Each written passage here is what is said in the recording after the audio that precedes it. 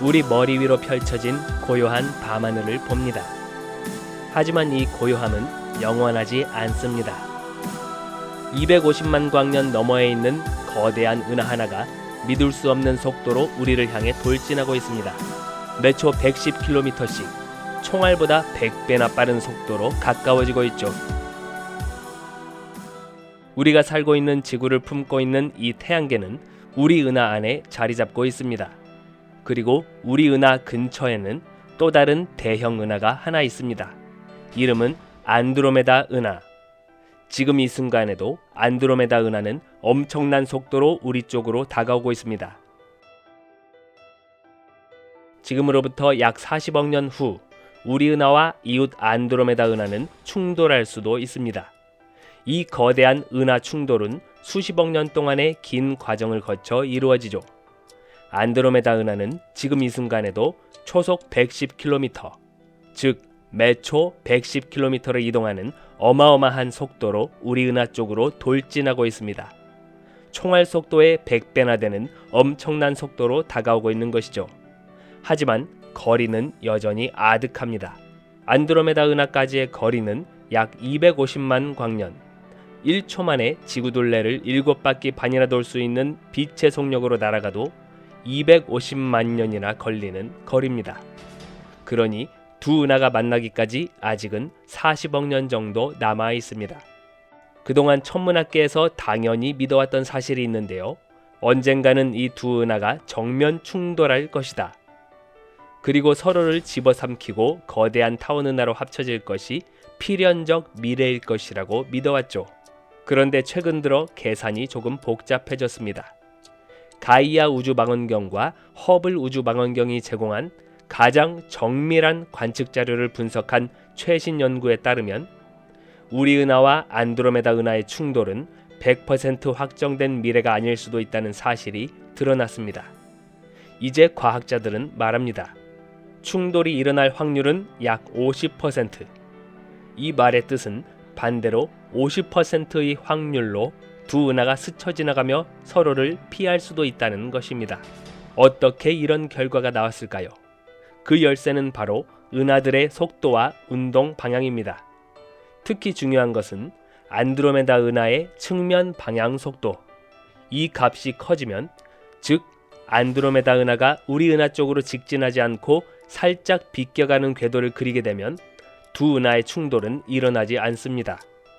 마치 멀리서 돌진해오는 차가 살짝 방향을 틀어 스쳐 지나가는 것처럼 말이죠.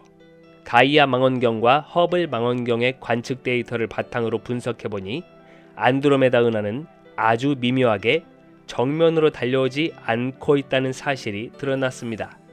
이 작은 비틀림이 미래를 완전히 바꿀 수도 있는 것입니다. 게다가 이 연구는 단순히 우리 은하와 안드로메다 은하 둘만을 본 것이 아닙니다. 삼각형자리 은하와 대마젤란 은하 같은 주변의 다른 은하들도 함께 고려했습니다. 이 추가 요소들이 은하들의 궤도에 미치는 영향은 생각보다 컸습니다.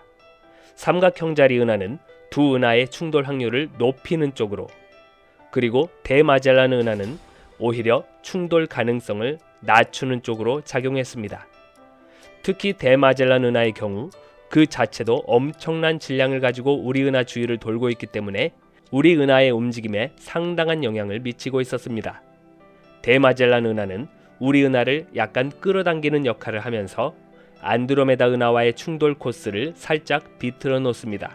결과적으로 최신 연구 결과는 이렇게 결론을 내립니다. 앞으로 100억 년 동안 우리 은하와 안드로메다 은하가 충돌할 확률은 약 50%이다. 그래도 50%라는 가능성이면 꽤 높은 확률로 두 은하가 충돌한다는 것은 사실인데요. 이제 상상해 봅시다. 우리 은하와 안드로메다 은하가 마침내 가까워지고 서로의 중력에 이끌려 천천히 충돌하게 된다면 어떻게 되는 걸까요? 여기서 중요한 질문이 하나 생깁니다. 은하끼리 충돌하면 별과 별이 서로 부딪히는 걸까? 직관적으로는 그렇게 생각하기 쉽습니다. 두 은하 안에는 수천억 개, 수조 개의 별이 빽빽하게 모여 있으니까요. 별 하나하나가 총알처럼 날아와 정면 충돌하는 모습을 상상하게 되죠. 하지만 실제로는 별들끼리 직접 부딪힐 가능성은 극히 낮습니다. 왜냐하면 별들은 생각보다 훨씬 텅 빈 공간에 흩어져 있기 때문입니다. 태양에 가장 가까운 별인 프록시마 센타우리까지의 거리만 해도 약 4.244 광년이나 됩니다. 빛의 속력으로도 4년 3개월이나 달려야 하는 거리죠. 태양이 서울에 있는 축구공이라고 가정한다면 프록시마 센타우리는 호주에 있는 골프공이라 할 정도로 별과 별 사이의 거리는 그 전체의 크기에 비해 너무나 멀리 떨어져 있습니다. 이렇게 거대한 스케일에서는 두 은하가 충돌한다고 해도 별 하나하나가 서로를 직접 때릴 확률은 거의 제로에 가깝습니다. 그러면 은하 충돌은 어떤 식으로 일어날까요? 은하 충돌은 개별 별들끼리의 충돌이 아니라 중력에 의해 은하 전체 구조가 휘어지고 재편성되는 과정입니다. 두 은하가 가까워지면 서로의 중력이 상대 은하를 잡아당깁니다. 이때 일어나는 대표적인 현상이 바로 조성력. 조성력은 상대방 은하를 길게 늘어뜨리고 거대한 꼬리 모양의 별과 가스의 흐름 현상을 만들어냅니다. 이것을 조석꼬리라고 부릅니다. 실제로 허블 망원경이 촬영한 쌍둥이 은하, 마우스 은하 같은 충돌 은하 사진을 보면 두 은하 사이에 마치 다리처럼 별과 가스가 이어진 모습을 볼 수 있는데 바로 이 조석력의 결과입니다. 이 조석꼬리에서는 가스와 먼지가 밀집해 새로운 별들이 태어나기도 합니다.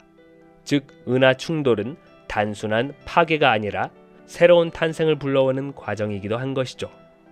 또 하나 흥미로운 사실, 은하 충돌은 영화처럼 한 번 부딪히고 끝나는 사건이 아닙니다. 거대한 두 개의 은하는 처음에는 가까워졌다가 서로 지나가면서 중력으로 꽉 잡히게 되고 다시 되돌아와 또 부딪히고 이 과정을 수차례 반복합니다. 이때 중요한 역할을 하는 것이 바로 동력학적 마찰입니다. 동력학적 마찰이란 은하가 다른 은하를 통과할 때 자기 뒤에 밀집된 꼬리 같은 중력 흔적을 남깁니다. 이 중력 꼬리가 은하를 잡아당기면서 점점 속도를 느리게 만드는 현상입니다. 결과적으로 은하는 운동 에너지를 잃고 점점 느려지고 중심으로 몰리게 됩니다. 반복되는 충돌과 동력학적 마찰 덕분에 두 은하는 점점 에너지를 잃고 서로 포개지듯이 합쳐지게 됩니다. 그렇다면 충돌이 끝나면 어떤 은하가 탄생할까요? 지금 우리 은하와 안드로메다 은하는 둘 다 나선 은하입니다. 화려한 나선팔을 가진 젊고 활기찬 은하들이죠. 하지만 충돌이 끝난 뒤에는 그 아름다운 나선팔 구조는 완전히 사라집니다. 대신 무겁고 거대한 둥글고 팽창한 모양의 타원 은하가 탄생할 겁니다. 별들은 뒤죽박죽 섞이게 되고 새로운 별들이 급격히 탄생했다가 천천히 노화해가는 길을 걷게 됩니다. 이렇게 탄생한 타원 은하는 별 탄생이 거의 멈춘 고요하고 묵직한 노년기의 은하로 변신하게 되는 것이죠.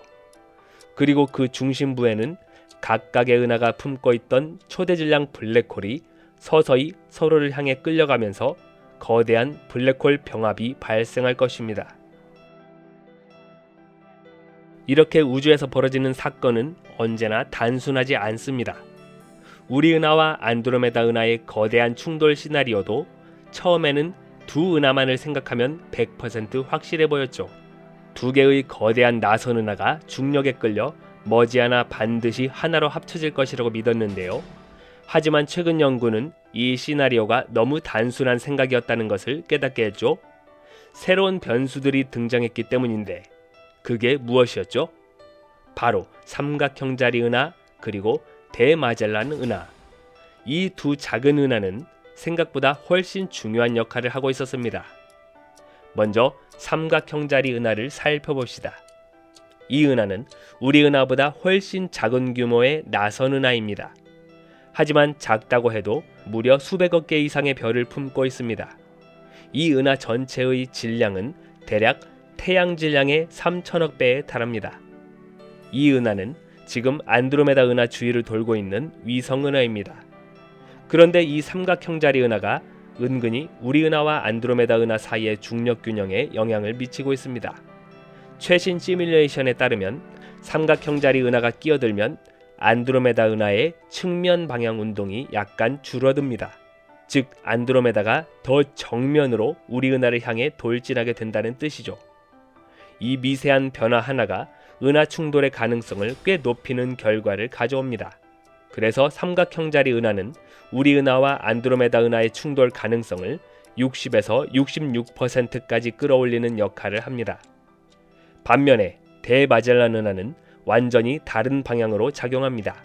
이 은하는 현재 우리 은하를 공전하고 있는 가장 큰 위성 은하입니다. 질량은 태양 질량의 1,500억 배, 규모는 삼각형자리 은하보다 약간 작지만 우리 은하 가까이에 딱 붙어있는 만큼 훨씬 강한 중력 효과를 미치고 있습니다. 지금 이 순간에도 대마젤란 은하는 우리 은하 자체를 끌어당기고 그 운동 방향을 살짝 바꿔놓고 있습니다. 특히 이 은하는 우리 은하를 은하 평면 방향이 아닌 수직 방향으로 살짝 끌어당기는 힘을 가하고 있는데요. 그 결과 우리 은하가 안드로메다 은하를 향해 정면 돌진하는 코스에서 약간 비켜나게 됩니다. 즉 대마젤란 은하가 끼어드는 덕분에 충돌 가능성은 오히려 낮아집니다. 실제 계산에 따르면 대마젤란 은하를 고려하면 우리 은하와 안드로메다 은하의 충돌 확률은 다시 50% 정도로 낮아지는 것으로 나타났습니다. 정리하면 삼각형자리 은하는 충돌을 부추기고 대마젤란 은하는 충돌을 방해하는 셈입니다. 이처럼 우주의 미래는 극도로 복잡하고 작은 변화 하나가 수십억 년 후의 결과를 송두리째 바꿔놓을 수 있습니다. 게다가 각 은하의 정확한 질량, 현재 위치, 속도에는 아직도 꽤 큰 관측 오차가 존재하기 때문에 이 불확실성은 더욱 커질 수밖에 없죠. 이 모든 걸 고려한 최종 결론은 단 하나. 우리 은하와 안드로메다 은하의 미래는 아직 미정이다. 충돌할 수도 있고 스쳐 지나갈 수도 있고 그 모든 것은 지금 이 순간 보이지 않는 은하들의 힘겨루기에 달려 있습니다. 이제 은하 충돌이라는 우주의 거대한 사건 속에서 우리 자신을 들여다봅시다. 바로 이 작은 태양계 그리고 지구. 과연 이 은하 충돌이라는 엄청난 우주적 격변 속에서 우리 지구는 어떤 운명을 맞이하게 될까요? 첫 번째 질문은 이겁니다. 태양계는 은하 충돌로 인해 파괴될까? 결론부터 말하면 그렇지 않습니다. 별과 별 사이 거리는 생각보다 훨씬 넓다고 말씀드렸죠?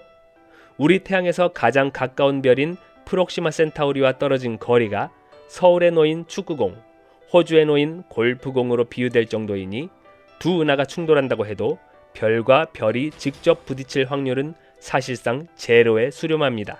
그래서 태양 자체나 지구가 충돌로 박살나는 일은 거의 없다고 봐야죠. 그렇다면 완전히 무사한 걸까요? 그렇지는 않습니다. 은하 충돌의 핵심은 별과 별의 직접 충돌이 아니라 거대한 중력 변화입니다. 우리 은하 전체가 요동치게 되고 별들이 돌던 궤도는 흐트러지기 시작합니다. 태양계도 이 영향권에서 벗어날 수 없습니다.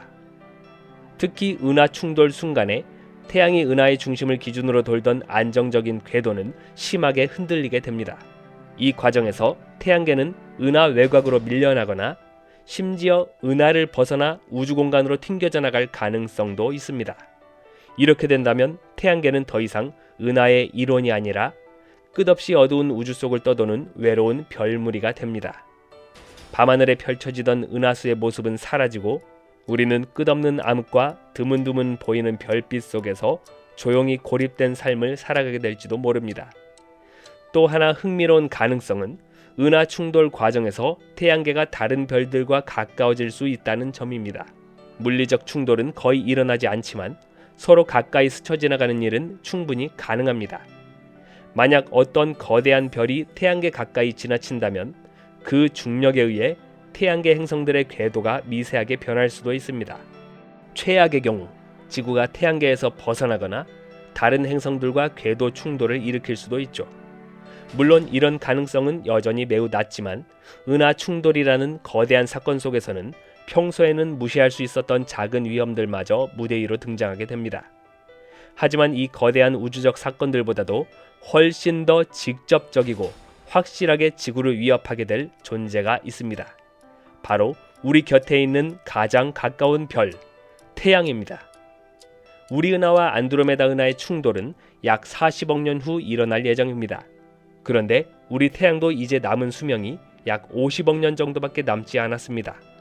그 시간이 다가오면 태양은 중심부의 수소 연료를 다 태우고 새로운 단계로 들어섭니다. 바로 적색 거성 단계. 태양은 지금보다 수백 배 부풀어 올라 지구 궤도에까지 닿게 됩니다. 수성과 금성은 태양 대기 속으로 삼켜지고 지구 역시 그 가장자리에서 극심한 열기에 노출되면서 지표면은 완전히 불타버릴 것입니다. 대기는 모두 증발하고 바다는 끓어오르면서 생명은 단 한 종조차 살아남을 수 없는 죽음의 행성으로 변해버리는 것이죠. 설령 지구가 물리적으로 삼켜지지 않고 살아남는다 해도 그 모습은 상상하기 힘든 불타는 황폐한 암석일 뿐입니다. 오늘 본 모든 일들은 아주 먼 미래의 이야기입니다.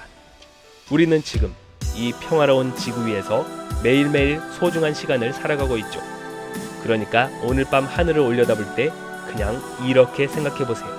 우주도 바쁘게 움직이고 있구나. 그러니까 나도 오늘 하루 기분 좋게 살아야지. 고요한 우주 속에서 빛나는 여러분의 하루를 응원합니다.